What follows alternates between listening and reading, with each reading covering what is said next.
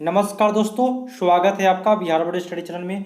जो लोग class 10th में हैं उनके लिए मैं हिंदी का ऑब्जेक्टिव क्वेश्चन लेकर के आया हूं और यह बिहार बोर्ड हिंदी के लिए काफ़ी महत्वपूर्ण प्रश्न होगा। आप लोग नोट्स बना लें ताकि आपकी तैयारी जो है काफ़ी बेटर हो सके। तो चलते हैं प्रथम क्वेश्चन की ओर। आप लोग मेरे चैनल पर यदि नए हैं तो सब्सक्राइब कर ले और नोटिफिकेशन पर क्लिक कर ले, जो घंटी होता है उस पर क्लिक कर ले ताकि मैं जब भी वीडियो डालूं आपको स्वतः नोटिफिकेशन मिल पाए और आप आसानी से वीडियो देख सके। तो चलते हैं प्रथम क्वेश्चन की ओर। प्रथम क्वेश्चन है, फटाफट करेंगे, कम समय में 50 क्वेश्चन मैं कराऊंगा और फटाफट कराऊंगा काफ़ी कम समय में। चलिए प्रथम क्वेश्चन है, आजकल भारतीय पहनावे बदल गए हैं, इस वाक्य में पहनावे को कौन सी संज्ञा है? तो पहनावा जो होता है एक प्रकार की भावना होती है, तो भाववाचक संज्ञा हो जाएगा। ठीक है, अगला प्रश्न देखिएगा। प्रश्न है कि मैं अपना, ध्यान से देखना है, मैं आप चला जाऊंगा, इस वाक्य में आप कौन सा सर्वनाम है? तो आप जो है वह निजवाचक सर्वनाम है। अगला प्रश्न है कि परिविशेषण शब्द किसकी विशेषता बताता है? तो परिविशेषण जो है वह विशेषण की विशेषता बताता है। अगला प्रश्न है,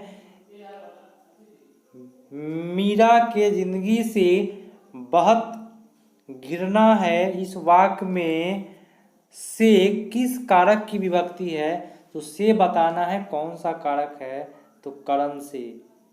अगला प्रश्न, भूतकाल में कितने प्रकार होते हैं? तो भूतकाल में जो है वह आपका 6 प्रकार होता है।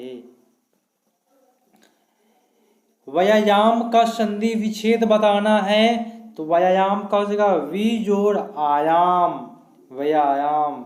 ठीक है, अगला प्रश्न ध्यान से देखते चलिए, फटाफट करते हैं। नीरव की संधि विच्छेद क्या है?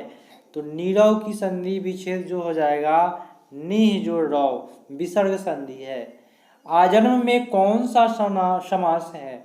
तो फर्स्ट फर्स्ट अव्ययी भाव होता है, तो अव्ययी भाव समास हो जाएगा।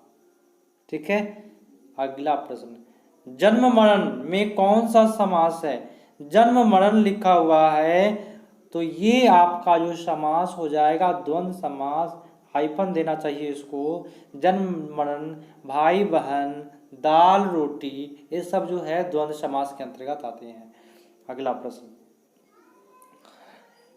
निस्तेज में कौन सा उपसर्ग है? उपसर्ग पहले लगता है तो आपका निस्तेज में बता देना है, तो आपका आंसर हो जाएगा निस हलंत वाला। ठीक है, अगला प्रश्न है, प्रश्न कह रहा है कि बुढ़ापा में कौन सा उपसर्ग है? तो बुढ़ापा उपसर्ग पूछ रहा है, तो आपका उपसर्ग पहले लगता है। यहाँ पे दोस्तों क्वेश्चन में प्रत्यय पूछना चाहिए। ठीक है, प्रत्यय होगा, क्वेश्चन सुधार लीजिएगा आप लोग, तो पा प्रत्यय। ठीक है, अगला प्रश्न, निम्नलिखित शब्दों में कौन सा शब्द शुद्ध है? शुद्ध शब्द चुनना है, तो 12 का आपका आंसर हो जाएगा उच्छ्वास। निम्नलिखित शब्दों में कौन सा शब्द शुद्ध है? फिर से प्रश्न पूछा, तो चर्मोत्कर्ष। निम्नलिखित वाक्यों में कौन सा वाक्य शुद्ध है? तो आपका आंसर जो है फूलों की एक माला ला दीजिए, ये आपका शुद्ध हो जाएगा। अगला प्रश्न है कि अक्ल पर पत्थर पड़ना मुहावरे का सही अर्थ क्या है? अक्ल पर पत्थर पड़ गया है, इस मुहावरे का अर्थ बताना है, तो बुद्धि भ्रष्ट हो गई है। ठीक है, अगला प्रश्न, तो दोस्तों आप लोग शेयर करते रहिएगा, लाइक जरूर करके जाइएगा, है ना। लाइक एक बार कर दीजिएगा। आप ही लोगों का चैनल है, आप लोगों की तैयारी बेटर हो रही है, तो लाइक करके जाइएगा। अगला प्रश्न है, आधुनिक शब्द समाज श्रम विभाजन को आवश्यक क्यों मानता है? तो आवश्यक मानता है कि कार्य कुशलता के लिए। ठीक है, अगला, श्रम विभाजन जाति प्रथा पाठ बाबा साहब के किस भाषण का संपादन करता है? तो आपका आंसर हो जाएगा एनिहिलेशन ऑफ कास्ट।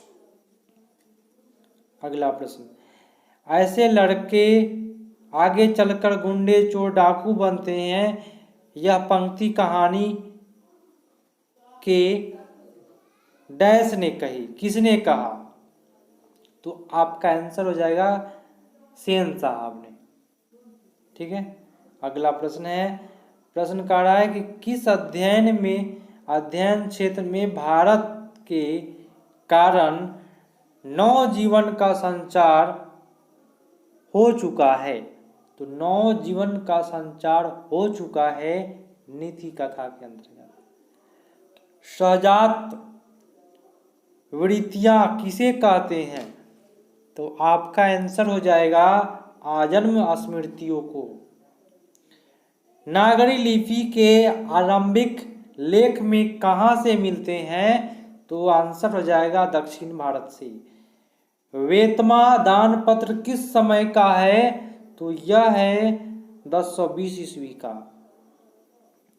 अगला प्रश्न, बहादुर लेखक के घर अचानक क्यों चला गया? लेखक के घर से क्यों चला गया? स्वयं के प्रति लेखक एवं घर वालों के व्यवहार के परिवर्तन के कारण।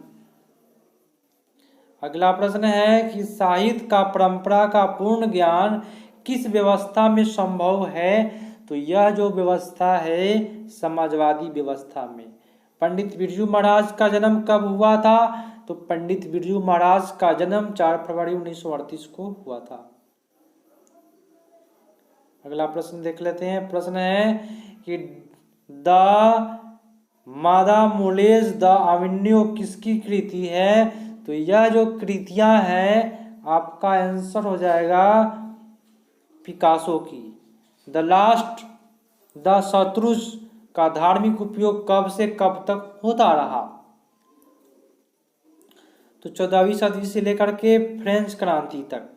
अगला प्रश्न है, मछली कहानी में किस वर्ग का चित्रण किया गया है? तो आपका आंसर हो जाएगा निम्न मध्यम वर्गीय वर्ग परिवार। ठीक है।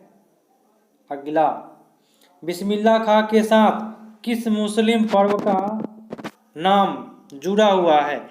तो बिस्मिल्लाह खां के साथ जो मुस्लिम पर्व है वह आपको मुहर्रम है। अगला प्रश्न देखना है। प्रश्न कह रहा है कि महात्मा गांधी के अनुसार उदारता और बढ़िया शिक्षण क्या है?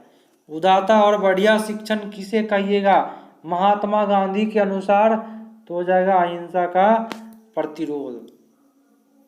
ठीक है। अगला प्रश्न की ओर चलते हैं।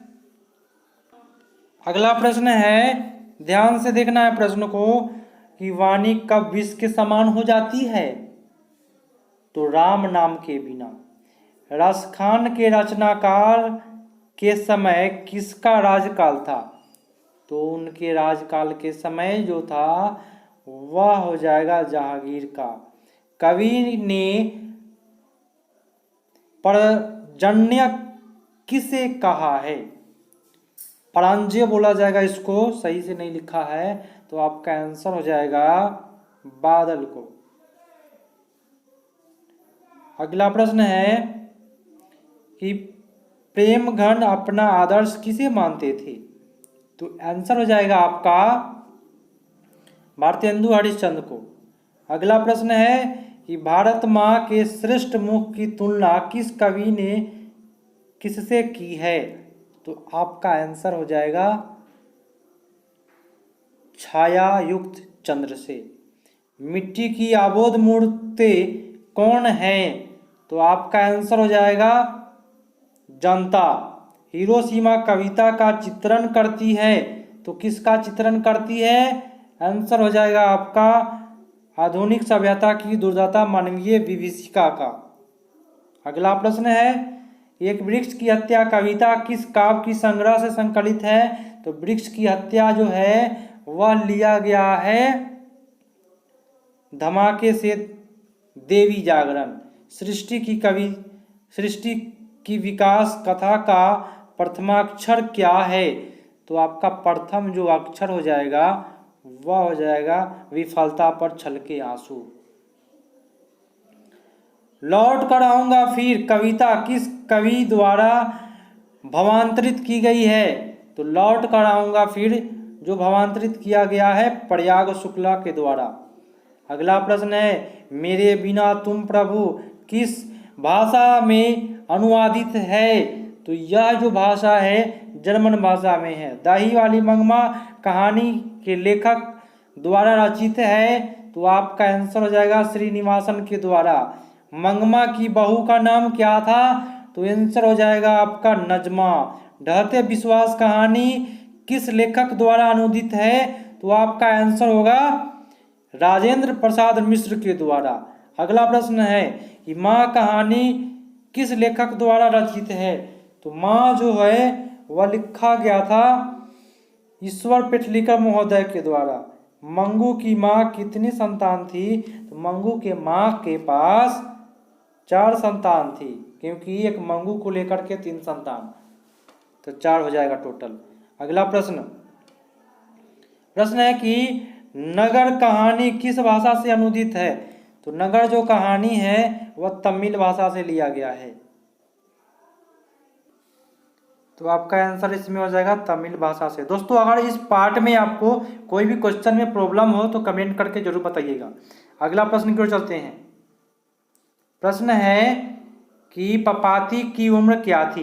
तो पपाती की जो उम्र थी वह 12 वर्ष की थी। धरती कब तक घूमेगी कहानी किस लेखक के द्वारा अनुदित है? तो यह जो अनुदित है सांवर दैया के द्वारा।